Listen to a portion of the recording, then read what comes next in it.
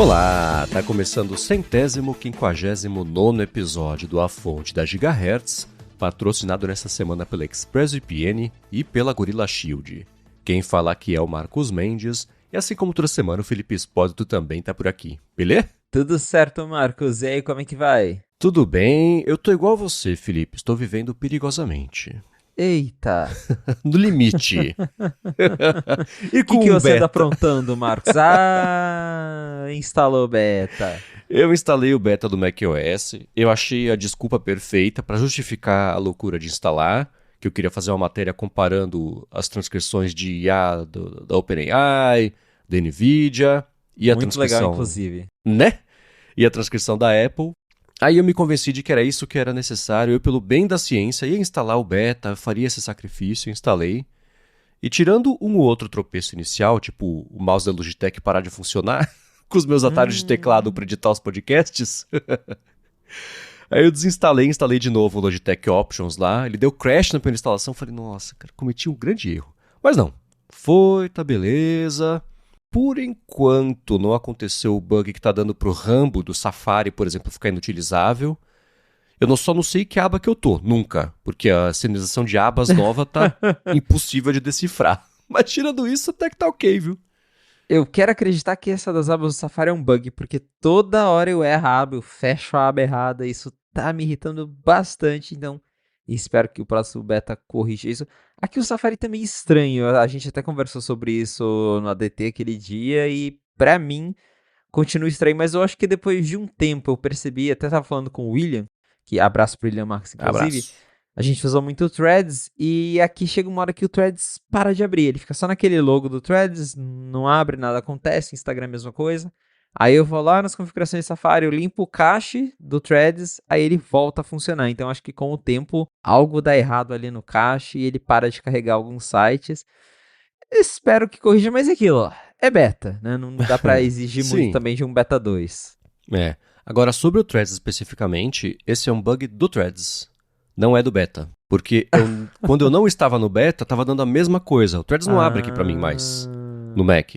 Às vezes fica começando a carregar e nem carrega a splash screen dele.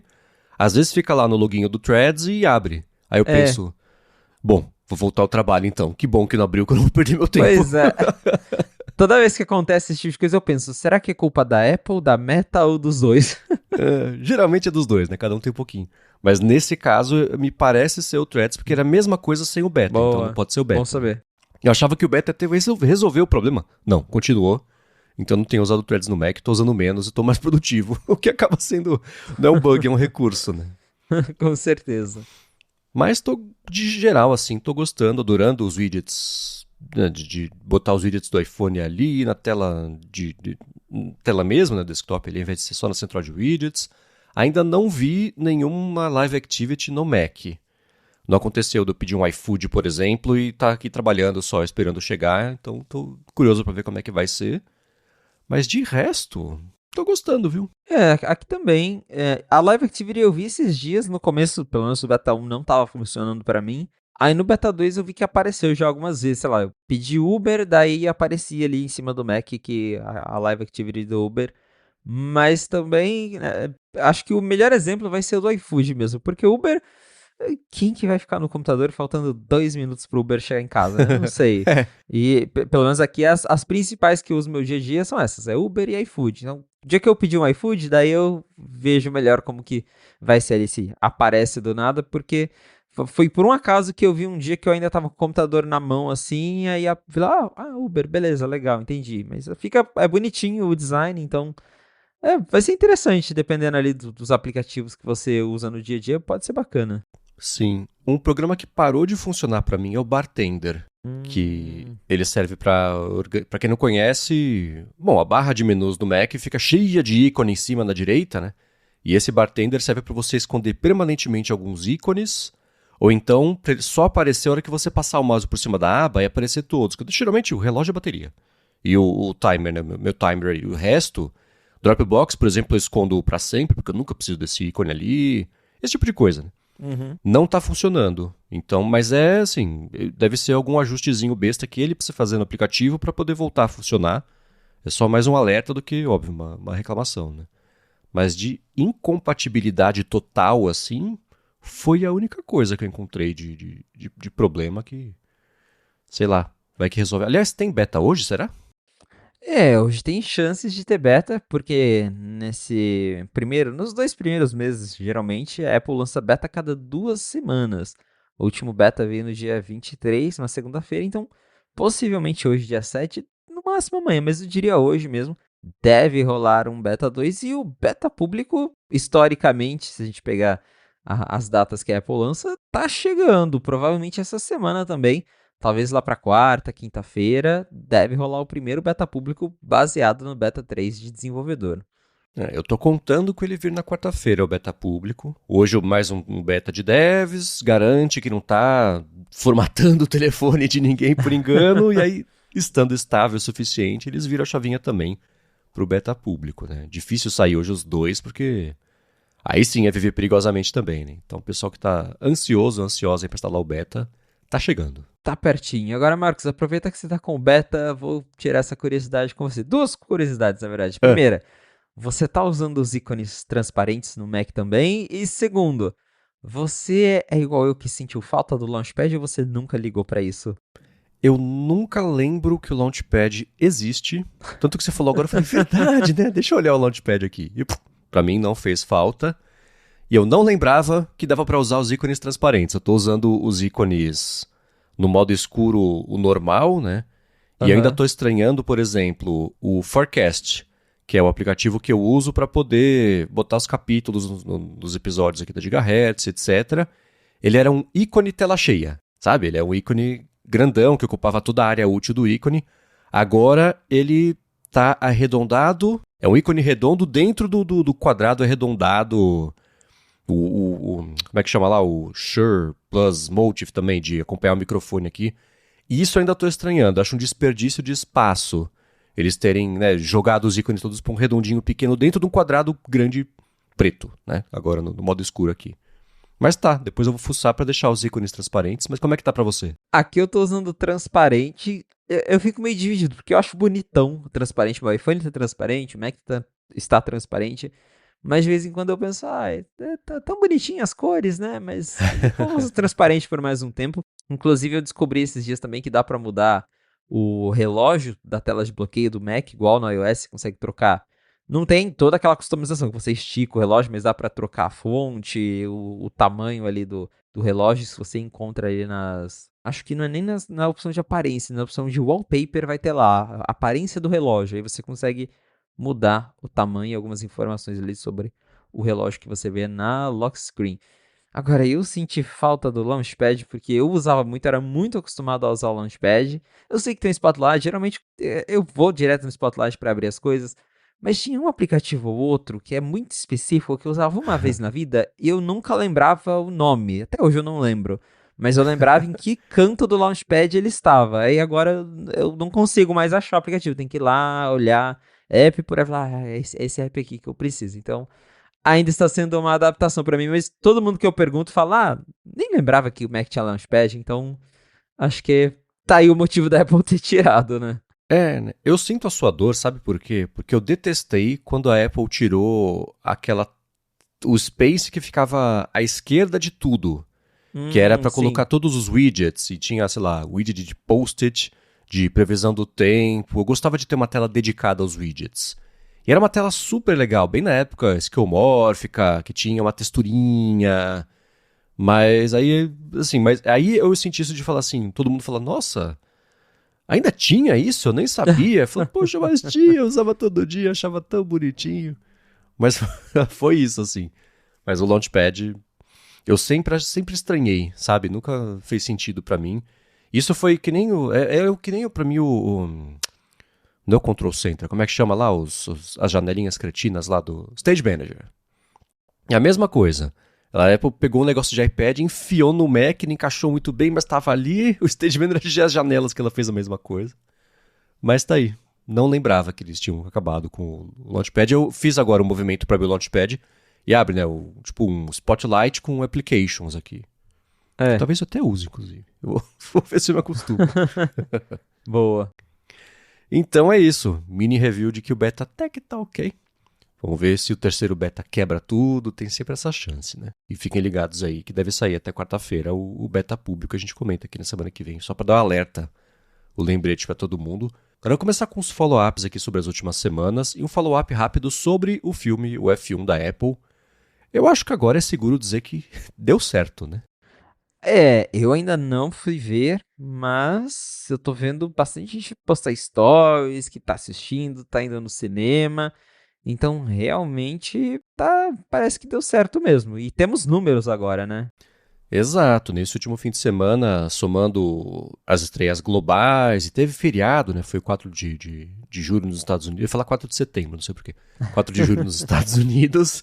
Ele quase bateu 300 milhões de dólares. Foi 293, 295, uma coisa assim. E já virou a maior bilheteria que a Apple teve, somando todos os outros filmes de estreia no cinema que ela teve. Então, aliás, não.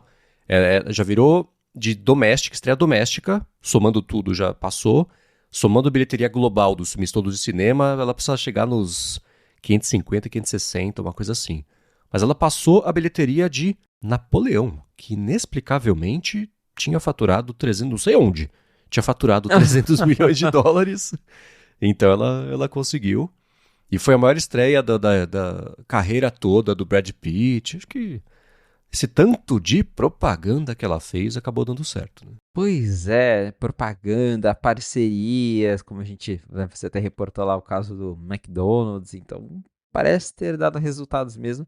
E é interessante que o Financial Times até falou que esse provavelmente será o primeiro grande filme que vai dar lucro para a Apple, porque a gente sabe, esse tipo de produção é muito caro e muitas vezes a Apple queima dinheiro para ter ali algum conteúdo bacana, para convencer as pessoas a assinarem, para isso trazer um retorno lá na frente. Mas com essa bilheteria, eles até colocaram aqui, né, que a Apple gastou aí mais de 200 milhões de dólares na produção e teve aí um custo de mais ou menos 50 milhões de dólares para distribuição. Então, se esse filme passar aí dos 300 milhões, aí de fato ela vai começar a lucrar com o filme, que para ela é ótimo, né? Eu não tenho certeza sobre essa matemática, porque faltou uma parte importante aí. A campanha, a comunicação. Que eu acho que custou tanto quanto o filme. E não é só porque tem o vídeo famoso do Matt Damon falando, né? O que você gasta no orçamento do filme, você gasta em comunicação, então você tem que ganhar, 4 vezes mais isso no cinema para dar lucro, porque senão fica com metade do que você fatura. Uma matemática lá, que ficou famosa. Mas 200 milhões de dólares de orçamento, 50 milhões de distribuição. E as campanhas? Será que a campanha está em distribuição? Eu acho que não faz sentido, né? Mas fato é que ela, a hora que estrear no Apple TV Plus, certamente vai trazer mais assinaturas e, somando tudo isso, ela deve sim conseguir lucrar com esse filme, que aparentemente vai ser uma coisa inédita e lucrar bem, pelo visto. Com certeza. Exatamente. E uma coisa só interessante sobre o filme, o meu irmão foi ver, ele mora lá no México, né? Ele foi ver no cinema, e ele foi num cinema que eu nunca vi na vida. Chama Screen X, e você tem uma tela tradicional, né, imediatamente na frente de todo mundo, mas tem 2 telas em um ângulo que deve ser de um pouco mais de 45 graus, mais aberto assim, nas laterais, e para algumas cenas é para ser ainda mais imersivo. Então eles distorcem para não ficar, né? Quer dizer, ficaria distorcido. Então eles desdistorcem para ficar uma coisa meio contínua. Muito doido, nunca vi isso na vida. Eu procurei, acho que nem tem aqui no Brasil. Chama Screen X. E ele falou, que eu ia perguntar, né? E aí, como é que fica... Você vê o vinco da tela, né? Que nem um fold gigante. E eu perguntei se é uma coisa que você, com o tempo, né? Você releva, você aprende a ver do jeito como se fosse uma tela compridona. Ele falou que até a resolução acaba sendo um pouquinho mais baixa, às vezes tem uma pessoa meio congelada na tela, mas ainda assim, interessante. Eu nunca vi um negócio desse, você tinha visto isso? Eu também não conheci, os dobráveis foram longe demais, né? Agora eu estou até no cinema. Mas eu também não conheci esse tipo de tela. Eu acho que eu teria um pouquinho de faniquito assistindo filme assim com a tela dobrada e com aquele vinco ali. Não sei. Talvez se um dia eu estiver viajando e descobrir que tem um cinema desse, eu iria pela curiosidade, mas me parece estranho. Né? Ele até mandou um videozinho rápido assim, de uma cena de corrida, sabe? Aí é que nem, sei lá, quem joga que joguinho de corrida com 3 monitores, né? Pra ser aquela coisa imersiva. Aí deve ser bacana, né? A sensação mais de filme. Quem tô conversando, sei lá, tá lá no paddock. Estranho. Mas bacana, é uma coisa que existe. Eu vou deixar na descrição aqui o link pra quem quiser saber o que é essa ScreenX. Certamente tem um site que explica o que é, pra eu não ter que postar a foto dele, que eu não pedi permissão. E uma última coisa sobre isso, o Rambo comentou, né, sobre não ter o logotipo da Apple na promoção da Fórmula 1 do McDonald's, que o pessoal tá vendendo por R$1.000 no Mercado Livre os carrinhos, eu achei uma loucura. O Rambo falou o seguinte, será que a falta desse logotipo não foi porque a promoção foi feita pela Warner? Eles não têm permissão, talvez, para usar o logotipo da Apple, ou então eles não querem associar com a marca da Apple, para o pessoal não achar que é uma coisa que só quem tem iPhone pode ver, que nem acontece com o Apple TV Plus. Deve ser alguma coisa nessa seara, assim, mas eu ainda tô estranhando não ter nada da Apple nessa comunicação. Talvez isso da Warner faça sentido. Eu não entendo muito de regras de distribuição, que isso é muito complexo, ainda mais que muda de país para país, tem questão dos direitos. Mas eu lembro mesmo que até algumas coisas relacionadas a Ted Lasso, quando saía, levava às vezes o logo da Warner e não tinha muito logo da Apple envolvido. Então pode ser mesmo alguma parte do acordo ali que quem faz a promoção é a Warner, então a Warner coloca o logo deles ao invés de colocar o da Apple. Porque o único lugar em que eu vi logo da Apple foi no cartaz de cinema mesmo, que tem pequenininho assim lá no cantinho, tipo, Apple Original Movie, algo assim, mas em nenhum momento eu vi promoções, seja essa do McDonald's ou outros lugares, que mencionem diretamente que é um filme da Apple. Então, realmente, talvez seja por distribuição mesmo. Sei lá. Se alguém souber disso, manda pra gente, em gigahertz.fm/feedback.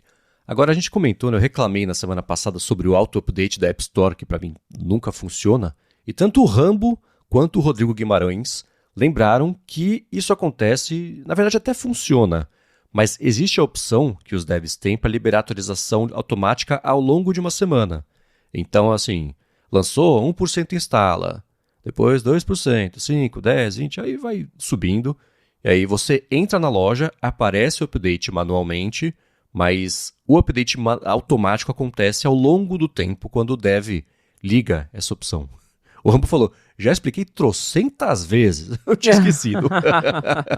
Pois é, até eu esqueci, mas realmente tem um lançamento faseado mesmo que você consegue lançar, você desenvolvedor consegue lançar aos poucos o update, até para ter um controle maior de feedbacks, garantir que vai estar tudo funcionando, aí lança para 1%, se nesse 1% o app começar a travar, você já consegue controlar ali a situação antes de lançar a atualização para 100%. Então realmente tem esse lado, mas pra gente que testa tudo e gosta de ter tudo atualizado, é sempre um saco ter que ficar abrindo na App Store e clicando lá, atualizar, atualizar, atualizar. Então, não sei, se de repente um botãozinho escondido nos ajustes, tipo, atualizar tudo sempre a qualquer momento, se seria algo interessante, mas considerando que a Apple já tem essa opção para o desenvolvedor escolher, acho que não vem aí, a gente vai ter que continuar abrindo a App Store e clicar em atualizar mesmo.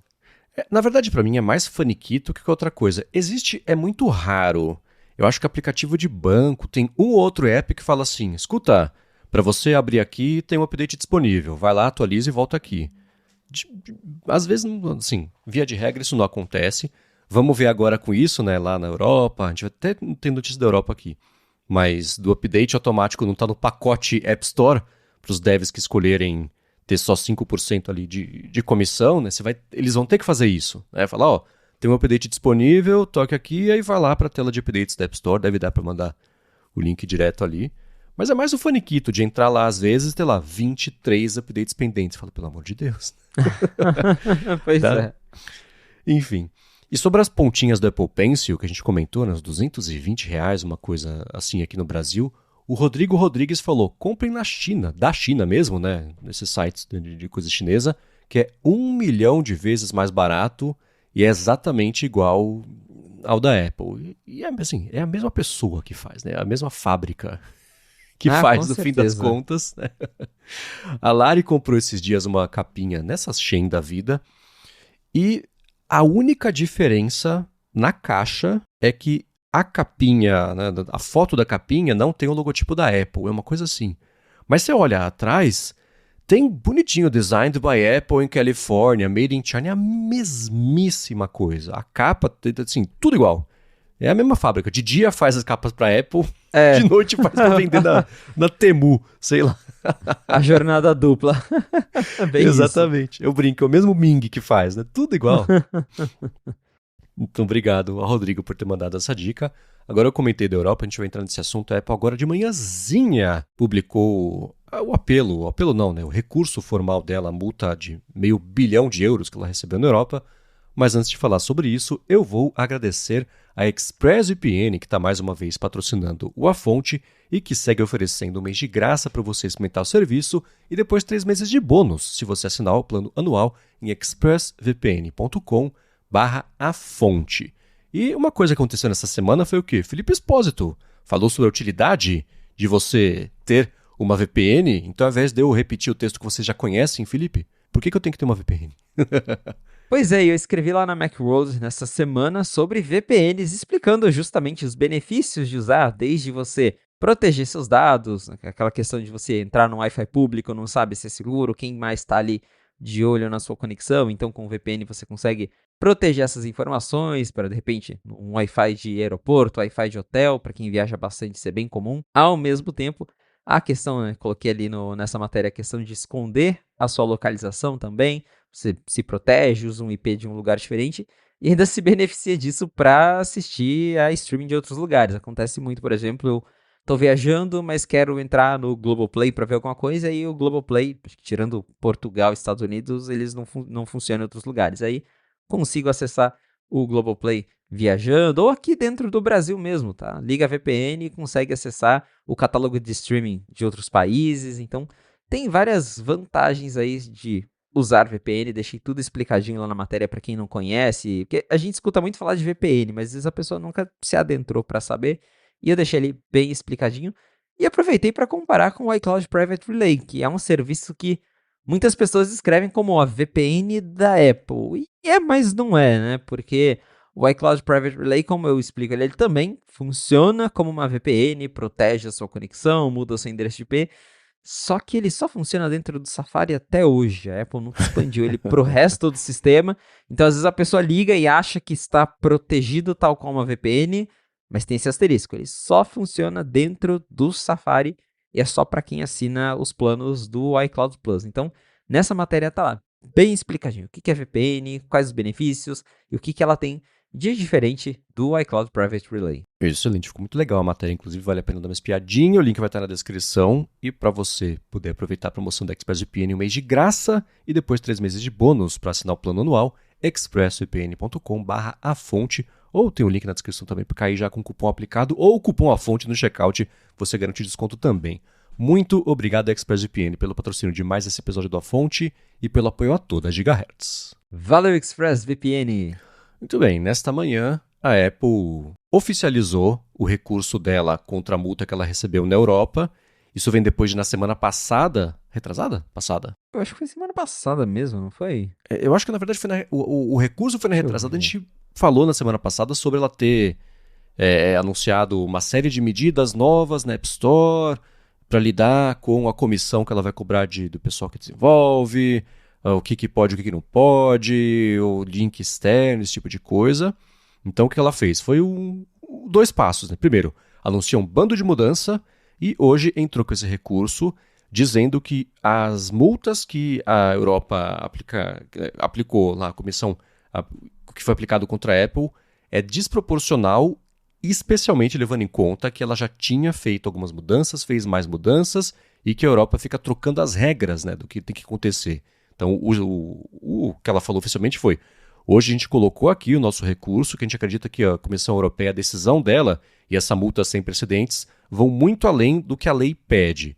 E como a gente entra, como o nosso recurso aqui vai mostrar, a Comissão Europeia está obrigando como a gente tem que administrar a nossa loja e forçando termos de negócio que são confusos para os desenvolvedores, são uma coisa ruim para os usuários. A gente implementou isso até para evitar multas diárias e a gente vai compartilhar os dados com a corte E é uma coisa que, até que ela falou na semana passada de ter os tiers, né, as categorias de comissão, é uma coisa que ela precisou fazer, se viu obrigada a fazer por conta da Europa, e que é uma coisa que só tem lá e que todo mundo achou confuso, e a Apple também acha, mas a culpa não é dela, não foi pra confundir, mas que ela tá tendo que fazer isso por conta das regras ali da Europa. E eu não sei você, Felipe, a gente pode falar sobre isso, mas as palavras que ela escolheu para falar sobre a comissão, isso que eu falei agora foi o que ela mesmo enviou para a imprensa como justificativa de ter entrado, foram feitas para bater lá em Washington. Porque a gente já viu o Trump falando como a Europa está, né, exagerando, está abusando contra empresas americanas, que vai ter troco. Não sei quanto o Spotify, que é a única empresa europeia de tecnologia, né? Mas do jeito que ela falou ali, eu falei, isso aí tem uma carinha de um recado dado pra ver se fisgam lá na Europa. Não sei como é que anda agora a relação de Tim Cook e Trump, né? Depois que o Tim Cook não quis viajar com o Trump, ele ficou chateado, então... Desde então, nunca mais vi nada de Tim Cook conversando com o Trump, mas parece mesmo, né? Eles falam desse jeito, mas a União Europeia malvada está fazendo a gente mudar coisas que vai nos prejudicar. É meio que aquele discurso, né? A Europa está prejudicando empresas dos Estados Unidos para ver se cola lá do Trump, de repente fazer alguma pressão para que a pressão em cima da Apple por parte da União Europeia não seja tanta. Mas eu acho engraçado eles falarem que a Europa está fazendo a gente criar termos confusos. Não, quem está criando termos confusos é vocês, que vocês não querem abrir a App Store do jeito que a União Europeia pediu, né? Mas, enfim, eu não sei se esse apelo vai dar em muita coisa. Eu acho que o único jeito de talvez darem algo seria realmente se o governo dos Estados Unidos intervisse no meio, porque caso contrário, a Europa vai ver esse apelo e falar: não, vai pagar a multa sim, vai mudar as regras sim, e problema seu. Mas mais um capítulo dessa história que vai continuar e continua, e todo mês tem algo novo, e a Apple vai sempre relutar para mudar até a União Europeia decidir multar de fato e fazer alguma coisa também, porque fica nessa, né? A União Europeia fala, ó, vamos multar. Aí a Apple fala, tá, vamos ver aqui. Fica nesse vai e vem, no fim das contas, nada muito grande acontece, e é o que a gente sempre fala. Na prática, a Apple coloca umas regras bem confusas que os desenvolvedores olham e falam: melhor eu não mexer com isso por enquanto. E assim a coisa vai indo, né? Pois é. Então, esse recurso, a minha impressão é que não só é esse lance de bater em Washington, né, para ver se vem uma pressão de lá e fala sobre retribuir e coisa assim, mas também, é claro, para ganhar, primeiro, para não ter que pagar a multa e ganhar tempo, né? Se você coloca o recurso, aí fala, então a gente paga a multa depois da hora que decidir. Às vezes tem não, você paga agora e depois se decidir que é o contrário, a gente devolve para você com juros, sei lá, correções.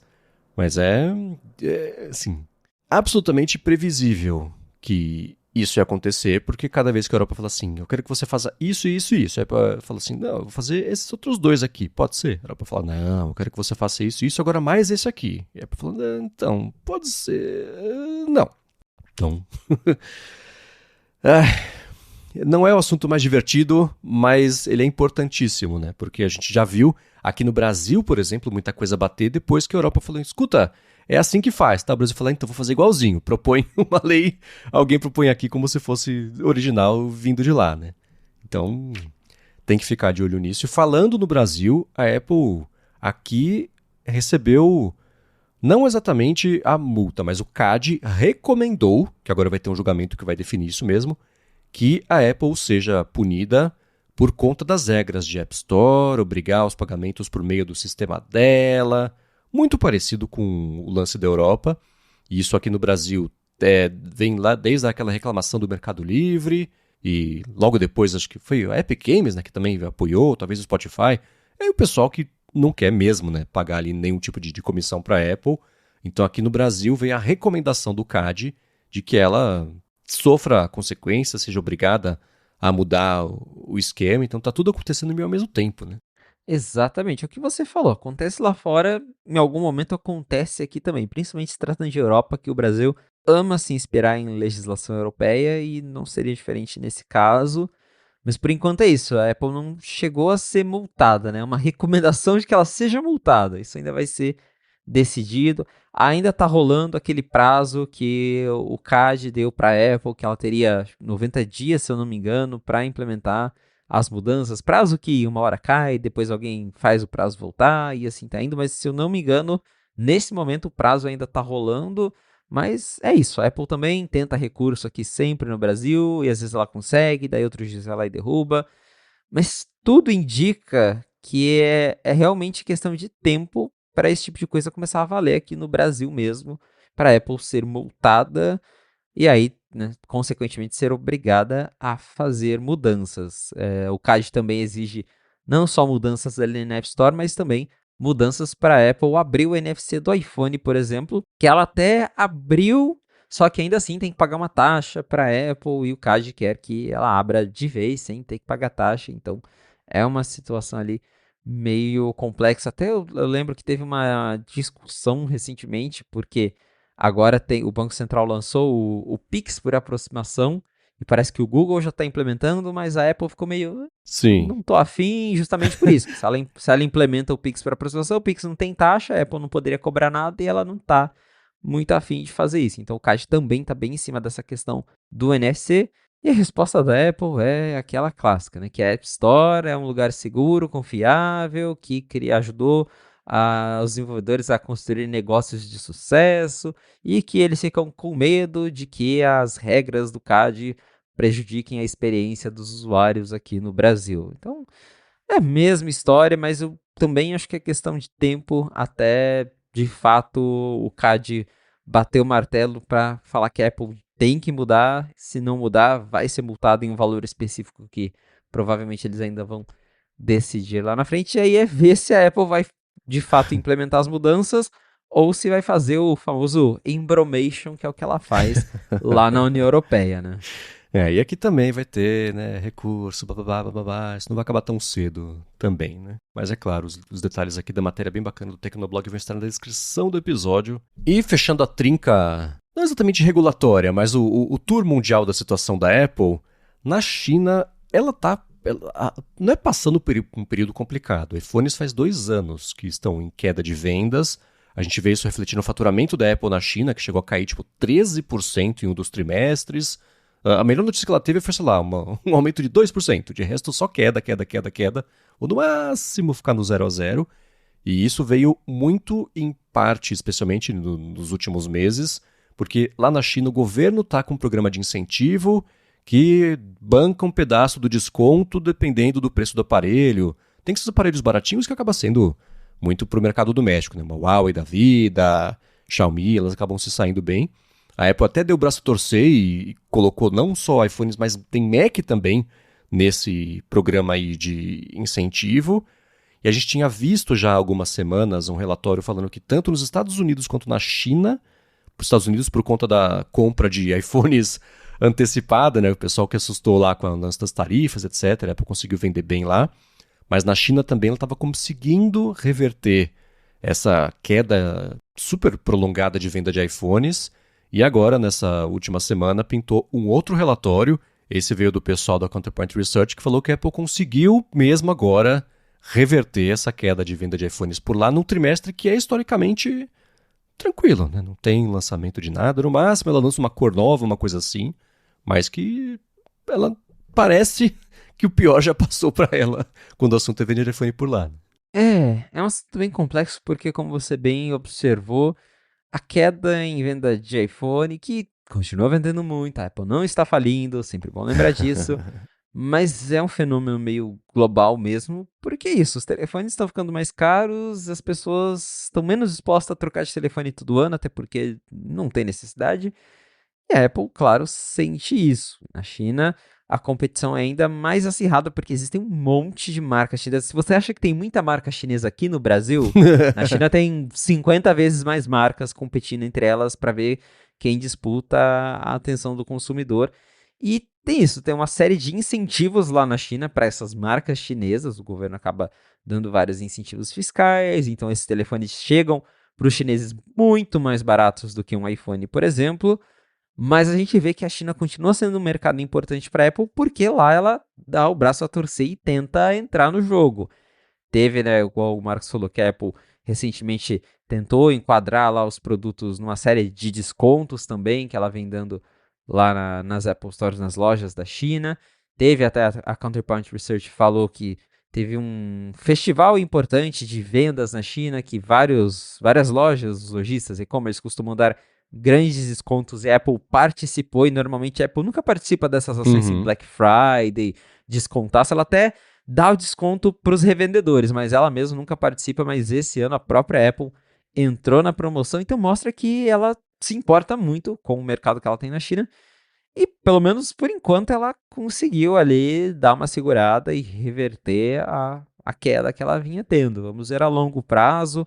Novos iPhones já estão chegando, já estamos em julho, então faltam aí 2 meses praticamente para o lançamento dos novos iPhones, o tempo voa, e aí a gente vai ver como que a Apple vai levando essa situação da China, até porque tudo indica que a gente não tá mais falando disso todo dia, mas provavelmente os novos iPhones vão ser mais caros, né? Então tem Uhum. que ver como isso vai se refletir também lá na frente com vendas de modo geral. E isso, esses dados vieram da cola de que ela acabou de marcar quando que vai ser, no fim desse mês agora, ela vai divulgar o relatório fiscal o relatório do último trimestre fiscal, que não corresponde aos meses atuais, é aquela zona que ela faz. Mas a expectativa é que justamente essa reversão de baixas vendas na China e que esse boom inesperado de vendas de iPhones pré-tarifa, que acabou nem acontecendo, para variar, né? Então, a expectativa é que ela tenha um bom trimestre. Ela tinha dito que ela estava prevendo um crescimento de faturamento na casa de um dígito, então seria entre 1 e 9%, basicamente. Então, é capaz até dela conseguir ter feito um pouco mais disso e vamos ver como é que as ações se comportam. E principalmente também a expectativa dela para os próximos trimestres, para esse próximo trimestre, né? Cada fim de trimestre ela fala do trimestre seguinte, porque a situação tarifária toda lá parece agora estar um pouquinho mais sob controle, então ela certamente vai tentar passar essa tranquilidade para os investidores. Ah, com certeza. A gente ainda tem muita coisa para ver, mas o discurso da Apple vai ser sempre esse, de mostrar que tá tudo bem, até com base nessas ligações que a gente sempre escuta, para eles deixarem ali todo mundo tranquilo. Até na última ligação, o pessoal perguntou: ah, e aí, vai ter aumento de preço? Aí, pô, a gente não pode falar muito disso, estamos analisando de perto, já para não assustar demais o pessoal que investe na Apple. Exatamente. Agora, seguindo com as notícias que pintaram aqui nessa última semana, a Bloomberg publicou uma notícia que eu achei bem interessante. É uma coisa que todo mundo que pensa sobre o mercado já deve ter imaginado que mais cedo ou mais tarde isso poderia acontecer. Ainda não aconteceu, mas a Apple pensou em disponibilizar a versão dela para concorrer, por exemplo, com a Amazon Web Services, né, a AWS, com o serviço de nuvem da Microsoft, que é a Azure, com o do Google também, né, que é o serviço lá do Cloud Platform, que é oferecer nuvem como um serviço pago para que desenvolvedores possam hospedar as coisas deles ali para oferecer. Né? Então, todo mundo hoje em dia ou usa principalmente ou a Azure ou a AWS. Né? Todo mundo deve ter escutado falar, pelo menos, da AWS. E é isso, é a Amazon oferecer o serviço de nuvem dela para o pessoal rodar as coisas lá e disponibilizar aí pelo mundo. Basicamente, a AWS domina isso, e a Apple considerou, vendo o desempenho bacana dos chips dela, e teria, claro, a vantagem enorme de você ter uma coisa que é feita para os sistemas da Apple, está hospedado na nuvem paga da Apple. É cloud para devs, basicamente seria isso, que ela considerou, mas que quem vazou para a Bloomberg está querendo ver esse projeto no ar, né? Porque o cara que liderava esse projeto lá dentro saiu da Apple faz um tempo, a matéria fala, isso aí ninguém nem sabe como é que tá, se tá andando, se não tá, mas que ela considerou em algum momento fazer isso. E, de novo, né, assim, a gente deve ter falado sobre isso ou aqui na fonte, ou no ADT, porque era uma ideia até meio óbvia, né? Curioso ela não ter isso ainda. Então, bateu na trave para ela lançar uma coisa assim e me parece inevitável numa escala não infinita de tempo. Eu não acho que é algo a curto prazo, até porque ela tem outras coisas para resolver no momento. Uhum. Mas também já pensei nisso, porque a própria Apple acaba usando, né, coisas da Amazon, por exemplo. Tem a Microsoft também é bem conhecida por fornecer servidores. Tem uma coisa ou outra da Apple que eu sei que eles usam esses servidores externos, então por que não ter o próprio deles, né? Isso faria bastante sentido a longo prazo. Mas, como disse a matéria, você bem notou, o Michael Abbott, que era o executivo que meio que levantou ali essa ideia dentro da Apple, saiu da Apple em 2023 e parece que desde então a coisa ficou meio estagnada lá dentro. Talvez quem vazou esse tipo de informação queria justamente que o assunto voltasse à tona para ver se lá dentro alguém se movimenta para retomar as discussões, para retomar esse projeto. Mas por enquanto parece que está em pausa. Porém, acredito, assim como o Marcos, que é questão de tempo até a gente começar a ver esses servidores próprios da Apple, porque a gente sabe que lá dentro ele já meio que está explorando essa ideia, principalmente agora com a Apple Intelligence, que tem o Private Cloud Compute, que é essencialmente isso, é o servidor da Apple rodando lá as coisas de Apple Intelligence na nuvem, que eles até dizem que tem toda a segurança e a performance dos chips da Apple. Então pode ser ali já até um experimento para eles entenderem mais sobre servidores e quem sabe daqui a uns anos começar a oferecer isso mesmo como uma solução vendida para quem precisar desses servidores.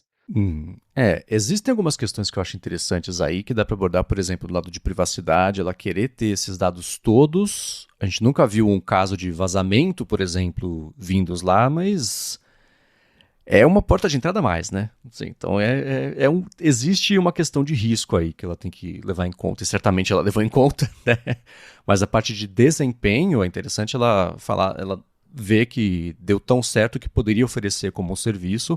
Mas eu concordo que se for para botar servidor para queimar estrutura, talvez a prioridade nesse momento tenha que ser as ofertas de produtos de IA, e produto que eu digo não só a carangueja, mas sim estrutura como produto, né? Infraestrutura como serviço, basicamente.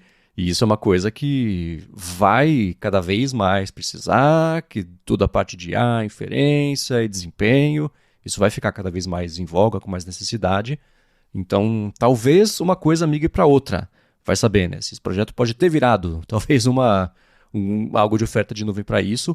A gente falou aqui, né, sobre como a Apple está, não devendo exatamente, mas está com um déficit de GPUs para poder acompanhar o resto do mercado. A gente vê, sei lá, o Facebook, a própria xAI comprando milhares e centenas de milhares de GPUs, e a Apple cortou o pedido disso. O diretor financeiro falou, não, se vira com o que tem aí. Então tem essa diferença grande de estrutura, né? Mas ainda assim, achei curiosa a notícia ter vazado. Isso ter virado uma notícia nesse momento, tem que pensar, né? Deve ter motivo. Vamos ver. Daqui a pouco a gente tenta inferir qual foi e de onde veio esse vazamento. Com certeza, Marcos. Agora, também sobre esse assunto aí, falando sobre IA, eu comentei no comecinho do episódio, eu fiz um levantamento que eu estava curioso, e ainda estou me acostumando com essa ideia de, pô, tô curioso, não tem lugar nenhum falando disso. Olha só, eu posso falar, né? Então, eu fiz uma matéria comparando o Whisper, que é a IA da OpenAI de transcrição, que nem é a IA mais poderosa da OpenAI. A OpenAI desistiu do Whisper, que era um modelo aberto, ela não ganhava dinheiro, ela fez uma transcrição com a API que custa dinheiro agora, então essa que ela está investindo. E o Parakeet, que é o serviço ridículo, o serviço não, né? O modelo ridículo de rápido da NVIDIA para transcrever. E como é que o modelo da Apple, né? Essa transcrição da Apple fica na comparação com esses dois. Tinha saído uma comparação de velocidade, e aí tinha o que virou a notícia foi que o modelo da Apple era mais rápido do que o Whisper. Eu falei, bacana. É mais preciso ou é preciso igual ao Whisper? Porque é meio importante, né? Você fazer rápido e fazer errado, não adiantou muita coisa, né? E aí eu fiz essa comparação. Eu peguei, na verdade, um desenvolvedor que ele falou, eu não falo inglês, não é nativo, não sou inglês nativo, então tá aqui os meus dados. Eu falei, bom, deixa eu pegar então com alguém que fala inglês nativo. Peguei um episódio recente do podcast do 95Mac, e o Chance Miller, óbvio, é americano, e com base nisso, é um episódio de 7 minutos e eu transcrevi nos 3. O Whisper transcreveu em 40 segundos, o modelo da Apple transcreveu em 9 segundos e o Parakeet da NVIDIA transcreveu em 2 segundos. Falei, ridículo como é rápido, né? Só que de precisão, o Whisper ainda é totalmente imbatível. Ele errou, assim, de palavras ele errou 1,5%, e erro de caracteres, querendo errar um detalhe, uma minúcia ali, 0,2%, enquanto falar só de palavras, né? A Apple errou 10% das palavras na transcrição e o Parakeet errou 12% na transcrição. Eu também comparei, eu fiz esse cálculo de erros também com alguns jeitos diferentes de calcular. Ficou tudo bem parecido, tá? Então, no fim das contas, o modelo da Apple, ele é muito mais rápido, igual ao NVIDIA, do que o Whisper. A NVIDIA ainda é um grau de magnitude acima, mas o da Apple é mais próximo da NVIDIA do que da OpenAI. Mas ainda assim, quando o assunto é precisão, o da OpenAI ele ainda está meio imbatível. Isso foi com um teste que eu fiz rodando o Mac Whisper e rodando o modelo da Apple por meio de um programa que o John Voorhees é um jornalista de tecnologia. O filho dele, o Finn Voorhees, ele fez esse programinha. Tá tudo descrito aqui na matéria para quem quiser dar mais piadinha. Então, assim, é um bom começo, né? Eu diria. Considerando aí que seria o primeiro beta, é um bom começo mesmo, porque isso, quando saíram esses primeiros testes, eu pensava, tá, ele é mais rápido, mas ele é, quão preciso é, porque é o que você falou, não adianta ser mais rápido e a tradução, a transcrição sair toda errada. E pelo que a gente vê aqui, tem margem para melhorar, mas tá bom até, né, porque acaba sendo um meio termo entre o Parquet e o Whisper, então é bem mais rápido que o Whisper, inclusive, e até achei legal que na sua matéria você coloca alguns exemplos, né? De o que é melhor? Depende do que você precisa, né? Às vezes você precisa de algo que a transcrição fiel é bem importante. Daí você usa o Whisper e espera mais tempo para ele transcrever tudo bonitinho. Mas se você quer algo ali meio termo, que seja um pouquinho mais rápido e que talvez ter ali a precisão não é tão importante, você até usou ali o exemplo de assistir uma palestra de 2 horas e só precisa ali de uma transcrição rápida que você não vai usar depois, você vai usar para pesquisa. O da Apple já parece atender super bem e, de novo, é o primeiro beta, então tem chances de, nos próximos betas, nas próximas versões, a Apple atualizar esses modelos com ainda mais melhorias para deixar ele ainda mais preciso. De novo, para um primeiro beta, me parece bem legal. Sim, essas duas, eu não sei, é uma coisa que vai entrando no dia a dia da gente, é muito curioso, porque você fala, nossa, transcrição, pra que, cara, todo mundo vai usar. É muito louco como isso entra rápido, você fala, tá com uma necessidade específica, é isso, né? Desse exemplo de palestra, é uma coisa real. A Lari tinha visto uma aula esses dias, era uma gravação de 2 horas e pouco, eu falei, nossa, eu não sei nem por onde começar, eu falei, daqui. Joguei 40 segundos, que é assim, né? Você joga, ele transcreve, dá o Command F, fala a palavra que você tá procurando, pá, ele acha. Eu falei, tá aqui, ó, no minuto tal. Eu falei, cara, isso é mágica. Então funciona muito bem, né? A gente vai entrando no dia a dia, a gente usar esse tipo de coisa. E para um uso rapidinho, né? É ótimo. Você precisa de mais fidelidade, mais precisão. Aí sim, joga no Whisper, vai tomar um café e volta e beleza, né? Mas esse equilíbrio de velocidade e precisão, o da Apple acaba sendo o meio termo, né, de custo-benefício, e é um excelente começo. Não esperava um desempenho tão bacana disso aí, não. Com certeza. Muito bem, agora a gente vai falar um pouquinho sobre o que a gente viu de novidades que pintaram não só no beta mais recente, mas também parte de código, o que a gente pode esperar dos produtos futuros da Apple com base no que está aparecendo no código. Mas antes disso, eu vou agradecer a Gorilla Shield, que está mais uma vez patrocinando aqui o A Fonte, e que segue oferecendo 5% de desconto cumulativo com os descontos do site, se você entrar em gorillashield.com.br, para aproveitar, por exemplo, promoções como o mês anti-impacto, que eles estão com descontos nas capinhas, nas películas. Além disso, eles têm também fone de ouvido, tem carregador, e carregador tem de todo tipo, tem desde por indução para você deixar ele do lado da cama, até o indução, o magnético mesmo, como se fosse ali um MagSafe, uma coisa assim. Tem carregador portátil também, então aquele que você leva na mala, né? Tem não só de tipo o Lightning, tem também o micro USB, tem o tipo C, eles têm adaptador de todo tipo para todo tipo, cabo também tem de tudo quanto é tamanho, tem o trançado, tem o que não é trançado, tem o Lightning, micro USB, USB-C, tem outros cabos também. Acessório tem até indo além de telefone, tem para notebook, tem adaptador também, né, de tudo quanto é tipo, até braçadeira para você correr. Eles têm uma caneta, né, para você usar nos seus dispositivos, tem caixa de som, enfim. Vai em gorillashield.com.br, dá uma espiadinha e se você usar o cupom GHZ no checkout, você ganha 5% de desconto cumulativo com os descontos do site. Muito obrigado a Gorilla Shield pelo patrocínio de mais esse episódio do A Fonte e pelo apoio a toda Gigahertz. Valeu, Gorilla Shield. Tudo bem, Felipe, nessa última semana uma coisa virou notícia que eu achei muito estranha. E aí, conversando com o Ramba, a gente até falou sobre isso no último ADT, fez um pouco mais de sentido, mas ainda assim, o FaceTime no iOS 26 é uma opção, e esse é o detalhe importante, tá? Você tem que ativar essa opção, me parece que é isso, se ele detectar que a pessoa que está no FaceTime estiver ficando com cada vez menos roupa, ele vai pausar a ligação e vai mostrar um alerta. Fala, escuta, o áudio e o vídeo foram pausados porque talvez você esteja mostrando uma coisa que é sensível. Se você estiver se sentindo desconfortável, desliga a ligação. Desliga a ligação, ótimo, né? Desliga. E aí tem duas opções, que é desligar e a outra opção é seguir com o áudio e com o vídeo. Isso me lembrou bastante aqueles recursos todos que a Apple anunciou de combate a abuso infantil e que teve a intenção que foi muito boa, mas que a Apple foi criticada porque era um recurso abrangente demais e que poderia gerar um impacto ruim para quem estivesse usando de propósito um meio de comunicação para se expressar como fosse. Eu vou colocar desse jeito. E isso, quando quem publicou essa matéria no Net5Mac foi o Ryan Christoffel, ele viu alguém falando sobre isso, e o pessoal, lógico, né, caiu matando em cima, porque é um recurso estranho. Me lembra, sabe qual recurso? Aquele que no FaceTime ele recriava os seus olhos para fazer que você estava olhando para a câmera, mesmo que você não estivesse, que era super estranho, né? Não mexe em você, mas ele interrompe, não proativamente, porque é opt-in, mas interromper a ligação desse jeito, sei lá, eu estranhei, viu? É um tanto estranho mesmo. Passaram tantas coisas na minha cabeça. Primeiro eu fiquei assim, como é que treinaram esse algoritmo para detectar esse tipo de coisa? O tipo de conteúdo que eles tiveram que consumir ali e usar para treinar esse algoritmo.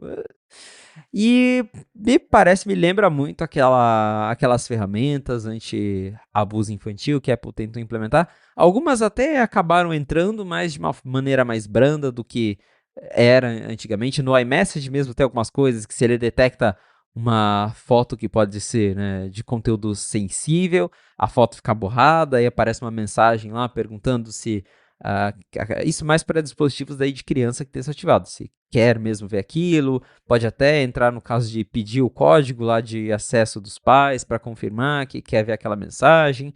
Então, a Apple implementou alguns controles e eu acho que esse do FaceTime pode ser algo mais voltado nesse sentido. Tá lá disponível para todo mundo, é opcional, então para quem quiser usar, mas que o foco deve ser mesmo os aparelhos que são configurados como aparelhos de crianças, que daí os pais supervisionam, e aí se o FaceTime detecta ali alguma coisa que, né, pode ser exposição demais, ele pausa a chamada e pergunta se quer continuar ou não, e quem sabe até, isso eu não testei para ver como é que é a implementação, mas quem sabe até depois avisa os pais, sei lá, que a criança tá no FaceTime, que apareceu o alerta para os pais ficarem de olho. Então, me parece ser algo nesse sentido, mas é meio estranho mesmo, né? Pensar nesse tipo de implementação. E eu fico me perguntando, né? Como é que descobriram isso no beta? Quem que testou? O que estavam aprontando para descobrir essa nova camada de proteção dentro do FaceTime, né?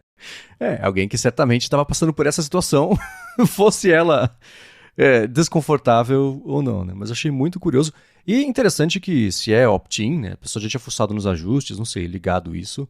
Mas é o tipo de recurso que eu aposto que vai ter algum ajuste antes, se, na verdade, ele for lançado, porque eu aprendi, né, os problemas que isso causa quando dá esse falso positivo para alguém que já está numa situação que está meio fragilizada e está se expressando como uma autoafirmação e não como uma coisa predatória. É um vespeiro que nem tem a habilidade de explorar aqui, mas eu sei que existe. Então não sei, Apple, de novo, né, tem coisa mais urgente para se preocupar. É claro que a gente quer saber de vocês, né? As impressões a respeito disso, mandem pra gente, gigahertz.fm/feedback. Agora, também falando sobre os códigos dos betas, na semana passada, o Ming Chi Kuo tinha falado, a gente falou aqui rapidinho, porque acabou vazando logo na segunda de manhã, né?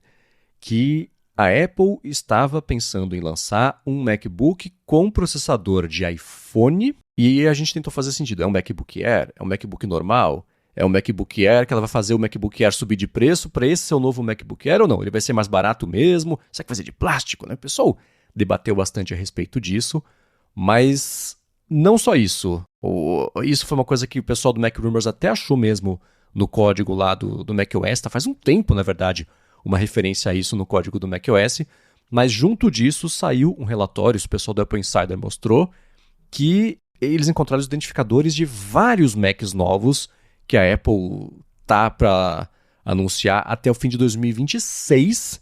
E isso inclui, né? Tem coisas meio óbvias, tipo o próximo MacBook Pro de 14 16 polegadas, ele com M5. iMac com M5 também. Um Mac Mini com M5 Pro. Um MacBook Air com os mesmos tamanhos de 13 e 15 polegadas do M5. Um Mac Pro novo também. 2 Mac Studio. O pessoal tava, será que vai ter o Mac Pro? Será que vai ter Mac Studio? Aparentemente vai seguir tendo os dois, que eles têm um overlap grande, né? E esse modelo misterioso aí, que pode ser o tal do MacBook com o chip A18 Pro, ao invés da coleção dos chips M alguma coisa. É Mac, hein? É muito Mac, e o que sim, confirmo que todo mundo já espera, que a Apple vai lançar novos Macs, né? Olha, quem diria, ela vai lançar Macs M5, uau! Ousado. Mas, pois é, né? Ninguém poderia imaginar essa. Mas o que é interessante aqui é o Mac Pro, porque o Mac Pro, ao contrário dos outros Macs que a gente sabe que a Apple vai lançar, o Mac Pro sempre foi. Desde a época do Intel, o Mac Pro sempre foi um mistério. Ela lançou aquele Mac Pro em 2013 e aí só foi atualizar em 2019. Aí de 2019 todo mundo ficava, quando que vai vir o Mac Pro Apple Silicon? Demorou uns anos, ele veio. E aí também nunca mais mexeram nesse computador.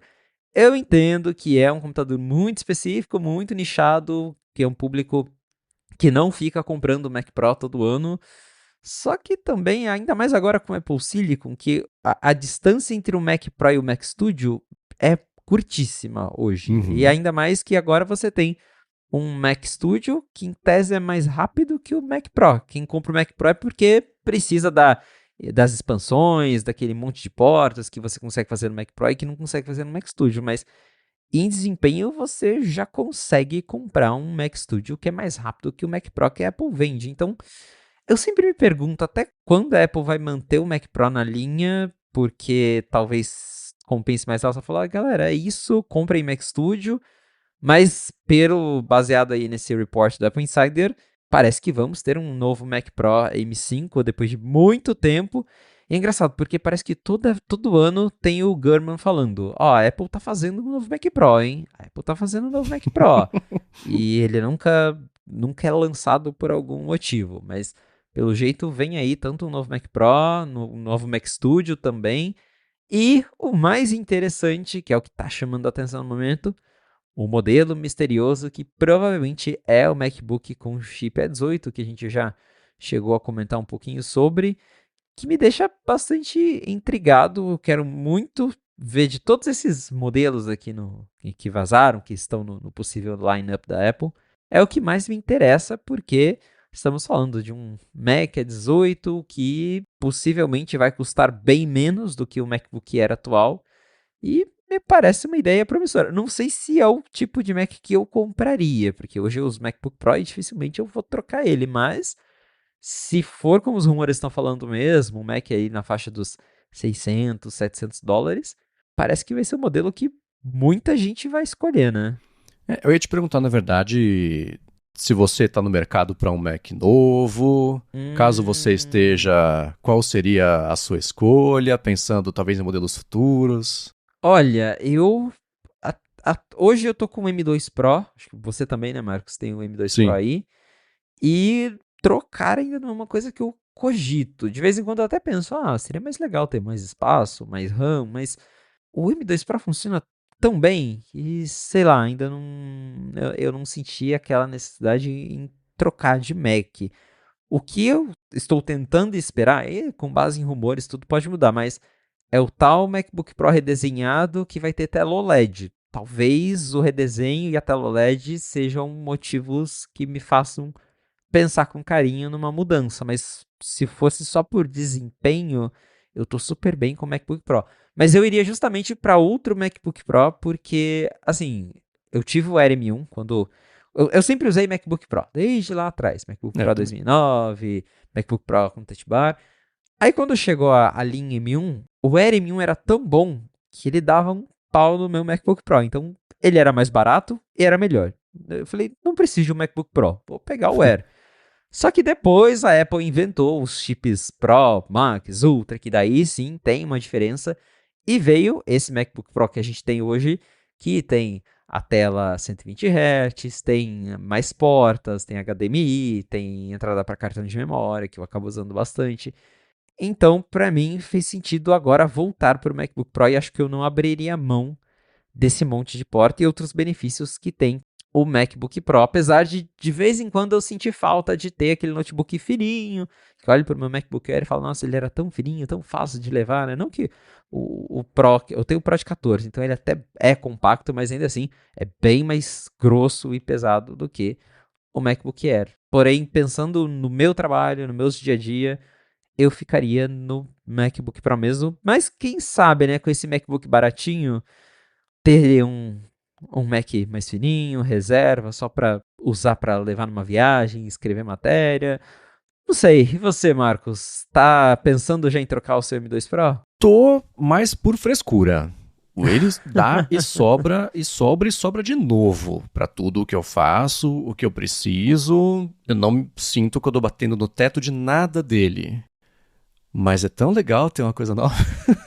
Pois é, né? Então, do M2 pro M5 já faz 3, né? Nossa, que coisa, que absurdo. Então, eu pensaria seriamente em trocar e pegar um M5 para ter de sobra, ter ainda mais recurso. E é claro que conforme o tempo for passando, que é 1, 2 anos, assim como memória RAM, por exemplo, né? Era uma coisa que era, os programas eram limitados pela memória RAM do dispositivo. Aí o dispositivo aumenta a memória RAM. O programa fala, nossa, beleza.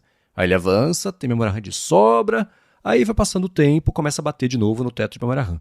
Eu acho que o processamento, parte de GPU, por conta de inferência, de ferramenta, já vai ser a mesma coisa. Especialmente coisas locais, e é o que a Apple parece que vai passar a investir cada vez mais, né? Então, para ficar bem à prova de futuro, eu acho que um M5 Pro, talvez, ia resolver. Mas é só por absoluta e completa frescura. Só para ter um brinquedo novo. Porque necessidade mesmo não tem, não. Agora, chegando pertinho do finalzinho do episódio de hoje, pintaram alguns vazamentos do iPhone 17 e também notícias sobre os dobráveis, né? Que é o assunto que não morre. Mas do 17, a gente está vendo muita notícia e rumor a respeito do iPhone 17 Air, que vai contar com a menor bateria que a Apple já colocou no iPhone, ele vai ser fininho, não tem para onde ir bateria, e que isso vai ser até um problema, porque a Apple está estimando que uma porcentagem pequena de pessoas vai ter bateria o suficiente para durar o dia inteiro. E ela até colocou as funções de poupar bateria do iOS novo. Ela deve trazer de volta aquela capinha carregador tudo junto. E aí ele deixa de ser tão fininho. O ponto é, o foco de papo de bateria estava muito, muito em cima desse iPhone 17 Air, mas pintou nessa última semana um vazamento a respeito da capacidade do iPhone 17 Pro Max da bateria. E deve ser exatamente o contrário. Me parece que vai ser, se for isso verdade mesmo, a maior capacidade de bateria que já esteve no iPhone, batendo pertinho dos 5.000 mAh. E aí sim deve durar uns bons 2 dias, né? A não ser que o chip seja sei lá, um troglodita de consumo de bateria. É, tem que ver essa questão de otimização, mas pensando só nos números, seria a maior bateria já colocada num iPhone. Até a matéria ali do Ryan no 95 Mac tem o histórico dos modelos Pro Max, né? O 14 Pro Max tinha ali em torno de 4.300 mAh, aí no iPhone 15 Pro Max 4.400 mAh, no 16 Pro Max 4.600 mAh, que eu mesmo senti, né? Eu fui do 15 para o 16, eu senti uma diferença não muito grande, mas já senti que melhorou. Eu consigo perceber que dura ali pelo menos uma horinha mais do que eu conseguia no 15 Pro Max. Então, ir de 4.600 para 5.000 é um salto bem considerável aí. Eu não sei 2 dias, mas que deve rolar aí umas 2 horas extras de bateria, considerando. Talvez com as otimizações novas do iOS 26, aí deve passar até mais que isso, mas pelo menos umas 2 horas extras de bateria, esses 5.000 mAh devem garantir. Só que o contraponto, que daí para alguns é contraponto, para outros não, é que o telefone vai ficar bem mais grossinho do que já é, né? Olhando ali os renders, os mockups que vazaram do 17 Pro Max, ele notavelmente tá um aparelho bem grosso, e isso eu tô falando só da lateral, sem considerar a câmera, que a câmera já virou um celular à parte ali atrás desse telefone. Então, para quem se incomoda com espessura, esse ano parece que o negócio vai aumentar bastante, mas é aquilo, né? O modelo Pro geralmente é para quem quer o que tem de melhor e às vezes você precisa, né, abrir mão da finura para ter mais bateria, mais câmera. Então, por isso que a Apple tá fazendo o iPhone Air, né? Para quem não se importa com isso, aí tem o iPhone Air lá, fininho, sem bateria, só com uma câmera. Então vai ter opção para todo mundo, mas me empolga saber que vai ter mais bateria. Sim, com certeza. O iPhone Air tá aquele tipo de rumor que quando lança, você vê que nada fazia muito sentido, era o pessoal meio de orelhada especulando, porque, primeiro, teve um lance que falou que vai só 10 ou 15% do mix de iPhones fabricados vai ser esse lance desse iPhone Air. Eu acho meio arriscado ser só isso, e depois assim, só 10 a 15% dos fabricados vão ser esse iPhone Air. Desses 10 a 15%, só tipo 60% das pessoas vão conseguir usar o dia inteiro sem acabar a bateria. Então, tá fazendo por quê, né?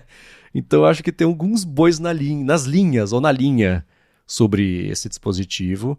E é interessante no mesmo ano, né? Um telefone com tão pouca bateria e o outro com uma bateria mais parruda até hoje, sendo que vai usar o mesmo sistema, com os mesmos recursos e dentro de um espectro é para as mesmas pessoas. Muito curioso. Pois é, a gente vai ter que esperar o anúncio mesmo para entender de fato como que a Apple vai posicionar esse iPhone Air, para quem é o iPhone Air e se essas limitações são mesmo reais, mas vai ser uma linha interessante de ver, mas ao mesmo tempo agora, né, isso a gente já falou outras vezes, quando eu penso no design do iPhone 17 Pro, me dá uma dorzinha, porque até agora, nossa, eu não tô conseguindo engolir esse visual que tá vazando com essa câmera gigantesca atrás. Sei lá, tá meio estranho pra mim. Eu já tô acostumando, sabia? Eu vejo as fotos que vazam, esse tipo de coisa assim, já passa não como uma novidade mais na timeline, sabe? Mas o que eu ainda estranho bastante é o fato de que cada um dos modelos vai ter um jeito completamente diferente da câmera nas costas. Parece que são de gerações diferentes de iPhone. Isso eu associo sempre a uma foto que eu vi esses dias. Esses dias não faz tempo, né? Do Skyline de Londres, que parece as gerações do PlayStation. Que cada um tem um aspecto, cada um tem uma linguagem visual, não faz o menor sentido. Eu tô achando isso, assim, né? Tá meio difusa demais a linha, né? Sem uma unidade Pois muito é. grande. A Samsung era meio assim, cada telefone deles tinha lá o S23 Plus, Ultra, e aí cada um era de um jeito. Agora eles estão unificando mais, parece que a Apple tá indo pro caminho contrário, né? Cada modelo da linha 17 vai ter um design diferente e é isso. Talvez seja isso, né? Vai ter um apelo específico para um público específico e o lance é ser diferente até de todos os outros, para ser mais diferente ainda. Mas nesse momento eu ainda estou estranhando bastante. Agora, para finalizar o episódio, pintou um rumor sobre o iPad Fold e um outro sobre o iPhone Fold. O iPad Fold dá para passar por ele rápido, que aparentemente não vem tão cedo. Então, a notícia é que não tem. Falei, que bacana. Né? Mas parece que a Apple estava explorando lançar o iPhone, pelo menos próximo, né, lançar esse iPad dobrável junto com o iPhone dobrável, mas que ela resolveu pausar o investimento de desenvolvimento do iPad para poder focar melhor no iPhone. E é curioso, porque isso ecoa um pouquinho a história do iPad, né? Que ela começou fazendo o iPad, e não o Newton. O Newton teve, e foi vendido por um tempo, e ela descontinuou, mas que ela queria fazer o iPad, pausou para poder fazer, viu que era mais jogo fazer o iPhone, e depois que dominou a tecnologia para fazer o iPhone, aí sim despausou e lançou o iPad, sei lá, uns 4 anos depois, né? Então parece que no dobrável é a mesma coisa. Sigo procurando com força o motivo disso existir, porque é um mercado que a Samsung ganhou de WO, porque ninguém presta muita atenção. Por outro lado, eu tenho visto bem raro, uma vez por mês. Mas é uma vez agora por mês, não a cada 2, 3 meses, um telefone dobrável da Samsung por aí, no mundo. As pessoas usando que nem se ligam em tecnologia, isso só é o telefone delas, né? Então, essa é a parte do iPad da brincadeira, e que, no caso do iPhone, a Apple está testando já protótipos e a intenção é lançar no ano que vem, potencialmente lançar no ano que vem. Então, a essa altura, já parece que, pelo menos, é verdade. Ele vem, isso existe, é um projeto, é um produto que deve ser lançado aí e está mais do que só... talvez lance, talvez tenha, acho que já está mais confirmado do que isso. Até então a Apple vinha só explorando a ideia, tanto que se falava, a Apple está explorando desde telefone, tablet, até MacBook, não que o MacBook não dobre hoje, né, mas um MacBook tela toda que dobre, que você consiga ali ter toda uma superfície de toque, e só que até então eram só experimentos lá dentro. Agora, segundo essa reportagem do Digitimes, o que se tornou ali, entrou na fase inicial de prototipagem mesmo, com foco em lançar, né? Tipo, esse aqui vai ser o produto tal e a gente quer lançar ele em tal data. É o telefone dobrável. Então, eles até falaram ali que está começando a entrar na fase inicial de prototipagem, que teria começado em junho, e que se tudo seguir como planejado, até o final do ano, o aparelho já vai entrar ali no estágio EVT, que é um estágio de prototipagem de engenharia que já é mais avançado antes do estágio de protótipo de design, que daí é o protótipo final para entrar em produção. Então, parece que a ideia é realmente lançar no ano que vem, provavelmente no final do ano que vem, o telefone dobrável e aí o iPad, que seria esse tablet dobrável, fica em pausa até sabe-se lá quando. O Jeff Poole já tinha falado que a Apple talvez lançaria em 2026, já o Gurman falou que a ideia é lançar esse tablet só em 2028. E pensando aqui, né, se vai ter um dobrável, acho até que faz mais sentido ser o telefone primeiro, porque querendo ou não, ele acaba chamando mais a atenção do que um iPad, por exemplo. Eu sei que talvez seria mais fácil para a Apple fazer um iPad no sentido de menos pessoas compram, dá para arriscar mais, se algo der errado, enfim. Já iPhone, acho que falar que lançou o iPhone dobrável vai chamar muito mais a atenção do que falar que lançou o iPad dobrável. Então, pode ser esse caminho que a Apple está tentando seguir. Eu confesso que eu vou ficar um pouco surpreso se eles lançarem já no ano que vem. Eu também chutaria que é algo que levaria mais um tempinho, talvez 2027, justamente para aguardar para o ano de 20 anos do iPhone. Então, eu chutaria algo assim, mas estão falando final do ano que vem, vamos ver se isso se concretiza, né? E assim, contradizendo tudo que eu falei até agora, eu acho que até o iPad dobrável faz mais sentido. Portabilidade, você tá na rua, precisa usar, trabalhar em algum lugar, você desdobra, se não você dobra ele e beleza. Como, no fim das contas, é um computador, né? O computador desdobrado é um trambolhão. O laptop, digo, né? Aí você dobra, enfia na mala e você vai embora, né? A diferença é que teclado e tela e tem uma dobradiça, mas ainda assim o benefício já existe, quer dizer, assim, o benefício já existe, quer saber? O produto já existe também, né? Então, sei lá. Claro que vocês podem mandar as impressões de vocês em gigahertz.fm/feedback. Os links do que a gente comentou você encontra na descrição aqui do episódio, ou então em gigahertz.fm/afonte/159. Quero agradecer a ExpressVPN e Gorilla Shield pelo patrocínio do episódio de hoje, a vocês que deixam reviews, avaliações, comentários e que ajudam, recomendando a fonte, ajudam mais gente a descobrir o podcast e chegar por aqui, e a você, Felipe, por semana após semana, ajudar a gente a fazer sentido do que está rolando lá em Cupertino. Valeu, Marcos, e obrigado, audiência, por ter ficado com a gente até o final de mais um episódio do A Fonte. Se você quiser me encontrar nas redes sociais pra gente bater um papo, é só me procurar no @felipe.exposito lá no Instagram e no Threads. Boa, para falar comigo, MVC Mendes, apresento por aqui o Área de Transferência e também o Área de Trabalho. Pra Alura, apresento o IA Sob Controle e vocês me encontram no 95 Mac. Obrigado mais uma vez pela audiência de vocês e a gente volta na segunda que vem. Um abraço e até a próxima.